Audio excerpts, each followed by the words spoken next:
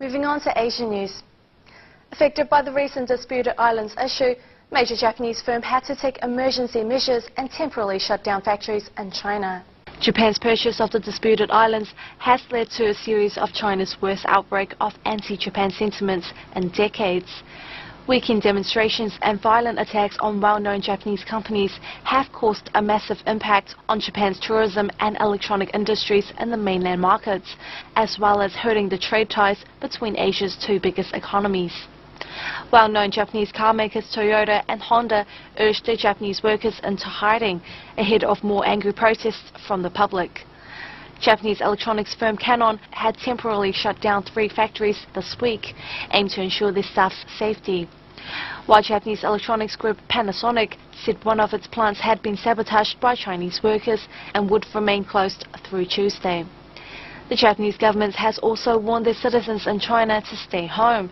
Many Japanese schools across China have cancelled classes this week.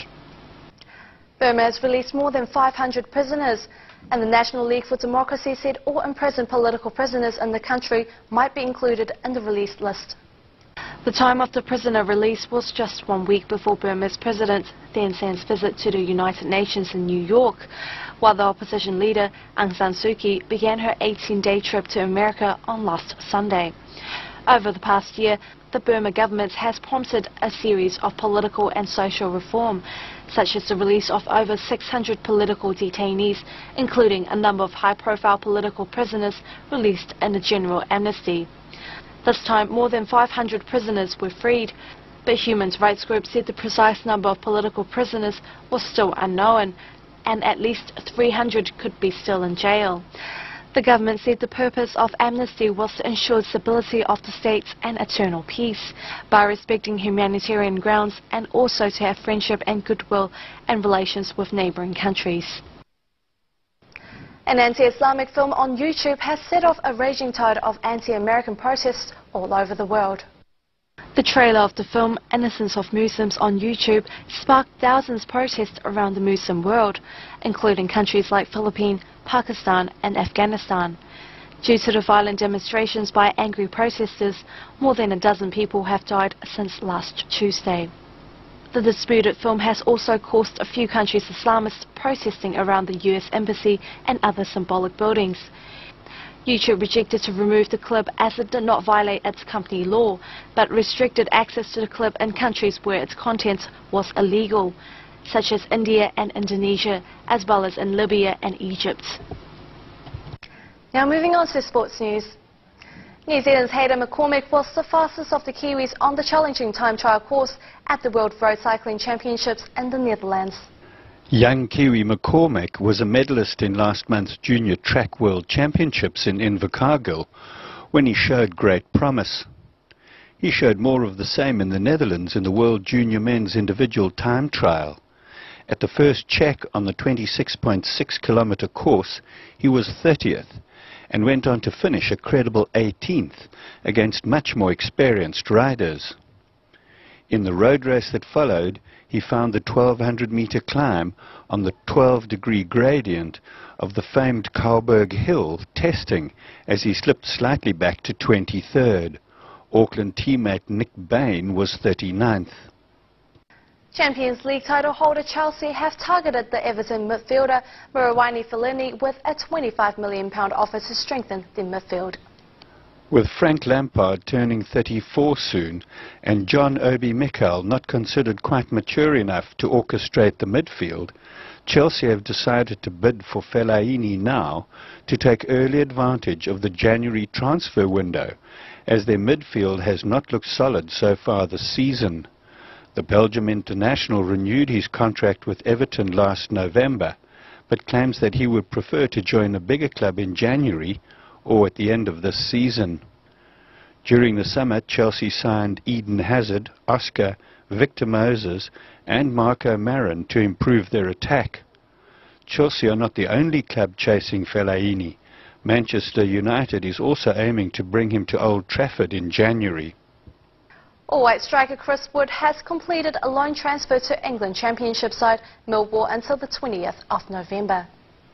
It's not the first time Wood has been loaned to another team. His English Premier League club West Bromwich Albion do not see him getting a game in the first team in the near future. Giving Wood the opportunity to keep playing and continue to be seen is a good move for him. Ironically, Wood scored a hat-trick against Millwall while on loan last season. Millwall showed interest in Wood last week and all the paperwork was done overnight. The loan contract finishes on the 20th of November and West Bromwich can call him back after the first 28 days. Meanwhile, All Whites captain Ryan Nelson has been praised by his Queen's Park Ranger manager Mark Hughes as he outplayed international and Chelsea striker Fernando Torres successfully during their 0-0 draw last weekend. Now moving on to Happy Diner, introducing and reviewing your favourite restaurants in Auckland. There are 3 different soup bases: pork bone soup, hen and cow bone soup, and the special spicy and mala soup. After choosing your own soup base, here comes your mini hot pot. 1 pot for each person, economical and hygienic. Before we head to the meat and seafood, let's go to the seasoning sauce bar and make our own sauce. We usually only get 1 type of sauce to go with our hot pot, which can be very boring. But don't you worry, here we have up to 20 different sauces and spices to choose from. So what are you waiting for? Let's mix it up. Besides the ingredients to cook in the hot pot, the soup is also very important too. Just look at the spicy chili oil floating on top of the spicy mala hot pot. Floating on top of the spicy mala hot pot, dip your favorite meat and vegetables in this homemade special chili oil, then dip it in your own sauce once it's cooked. Now who can say no to that? This is truly a hot pot customized for every customer's taste.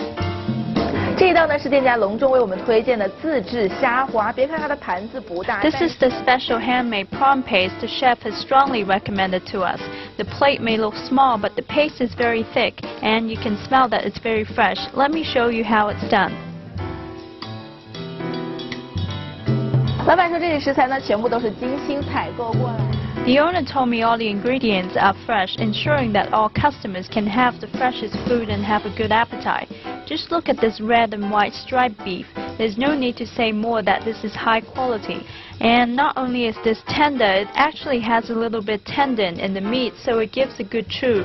On the other hand, although the prawn paste is covered with strong spices, but that doesn't cover its freshness at all. While enjoying a steaming hot pot, why not have a glass of icy slushy?